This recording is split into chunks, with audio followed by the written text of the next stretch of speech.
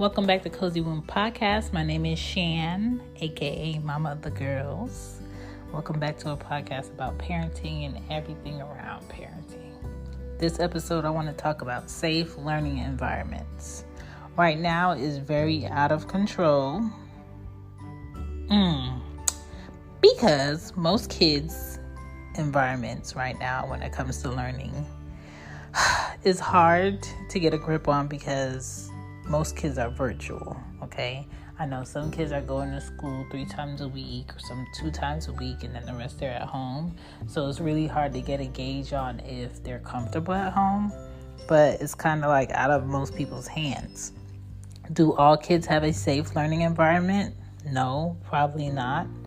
But how can we make sure that our kids, or those kids, if you're a teacher, have the best help? And that's what I'm talking about this episode. So I hope you guys stay tuned. Thank you for visiting. Hope it's a good one for you.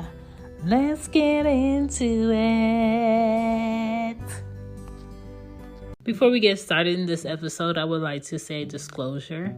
If you are a teacher and you notice any extreme differences in attitude or no attendance or lack of attendance, say and do something. If you notice any marks or bruises on kids and they don't want to look you in the face on the Zoom or the Skype call, please say or do something. It could be the main difference in that child's life. Now, let's get into this episode. This episode was sponsored by my friend Naomi, the Holistic Travel Nurse. Go check out her podcast. Get some inspirational stories from people who are taking care of their health and doing it naturally. If you're like me, you listen to podcasts and you want to be inspired and uplifted and helpful tips to help you grow in your health and your emotions and have an incredible mood and be inspired, you're going to get that all on the Holistic Travel Nurse podcast. In the show notes below, you can just go click the link. Thanks for checking it out.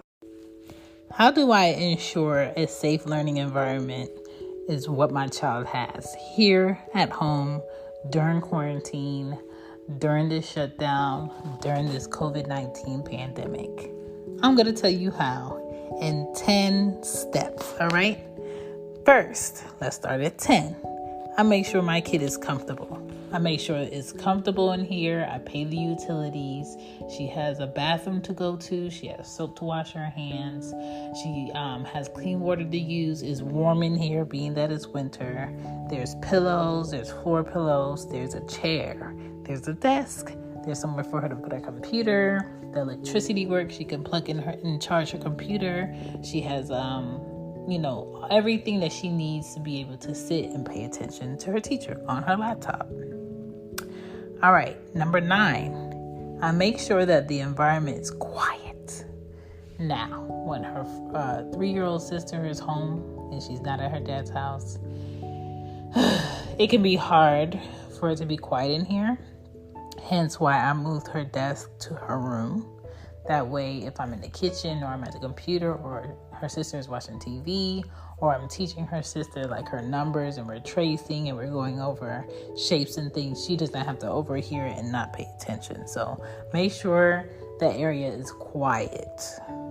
Number 8, I make sure my kids have their supplies: paper, books, pencils, erasers, rulers. Sometimes she uses the Google Home to spell words. I make sure that she knows where her folders are. She knows where her books are.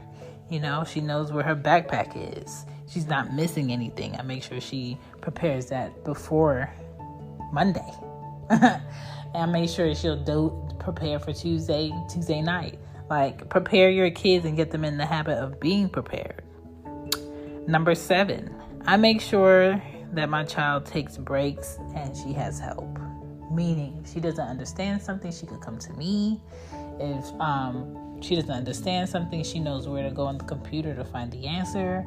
Or if something is not working that she's working on, whether it's a Google form or whatever, she'll come to me. I'll text her teacher, and her teacher usually is good about calling me back or texting me back. So that's a good thing. Number 6, having an effective routine helps. Meaning, there's a schedule. Her Google Home or our Google Home will go off at 7 a.m. And it'll go off again at 7:30. And it'll go off again at 7:40 for her to know when to log in. It'll go off again for her first break. That's 10 minutes or 15 minutes. It'll go off again for her lunch. It'll go off again when her lunch ends. And it will go off again for her next break. And there's rules. You do not eat in your room. You do not take this laptop into the kitchen. You do not watch TV with this laptop. There's no playing with toys while you're on the laptop. There's no iPad while you're doing school. What else? There's no playing past your break. So there's rules that she has to follow. Number 5. Another way that I make sure she has a good learning environment is I downloaded the Class Dojo. Her teacher in her school uses Class Dojo, so that keeps me in good communication with her teacher and any events coming up and deadlines. And her teacher has my phone number, so she can call me and text me at any time. Number 4, I set alarms on my Google Home for wake up, sign in, and lunch breaks. Yeah. Number 3, I set rules for where and how work should be presented. Meaning, since I have to turn in her work every Friday by taking a picture of it, plugging in my phone to my computer, downloading it into a file, then uploading it into Google Classroom, I make sure she dates all her pages of work a correct way. First and last name, the date written out, the day, and the assignment title. It makes it easier for me to go ahead and categorize it and confirm that I turned something in. It's also a good habit to get your kids into. Number 2, she's at home. And I make sure that my home is a home, meaning it's comfortable in here. She knows where things are. There's no one in here that's going to hurt her. There's no one in here that's going to bother her while she's learning. And there's no one in here that's going to prevent her from learning. Okay? Number 1, I'm near to help. The pro right now is my work really doesn't start until February, where I have to be on the computer for training for 6 months from 8 a.m. to 4 p.m. So that's going to be interesting because she cannot bother me. But for the most part right now, I'm home with her and I can help her. And if she doesn't know something, her teacher can help.